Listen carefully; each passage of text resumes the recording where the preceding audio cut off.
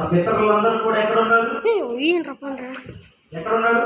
నెమ్మది పొందే స్థలములో ఉన్నారు. కాబట్టి మనము కూడా మరణించిన తర్వాత ఆ నెమ్మది పొందే స్థలములోనికే మనము చేరుతామని దేవుని వాక్యము చెబుతుంది. నేను ఈ స్థలం మీదకు రప్పింపబో కీడును నువ్వు చూడవు.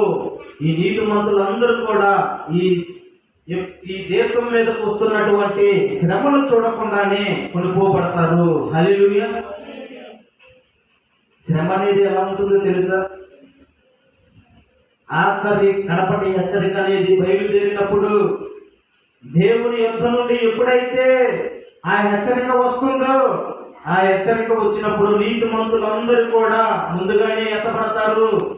ఎందుకు ముందుగా ఎత్తపడతారంటే ఆ శ్రమను అనుభవించడానికి వారు అర్హులు కాదు కనుక దేవుడు వారిని ముందుగానే తీసుకొని వెళుతున్నారు. మరి మనకంటే ముందుగా చనిపోయిన వారి సంగతి ఏమిటి? వారందరూ తీర్పులోనికి వెళ్ళారా? లేదు. తీర్పు అనేది ఒకేసారి జరుగుతుంది. అది ఎప్పుడు జరుగుతుంది అని అంటే, ఎప్పుడైతే ఈ భూమి అంతరించబోతుందో, ఎప్పుడైతే ఆకాశములు మహా ఆకాశములు ఇవన్నీ కూడా పాతవి ఏమైపోతావి? గతించిపోతావి. మరలా కొత్త సృష్టి అనేది భూమి మీదకి వస్తుంది. మరి మరలా కొత్త సృష్టి అనేది భూమి మీదకి వచ్చినప్పటికీ ఆ పాపములందరూ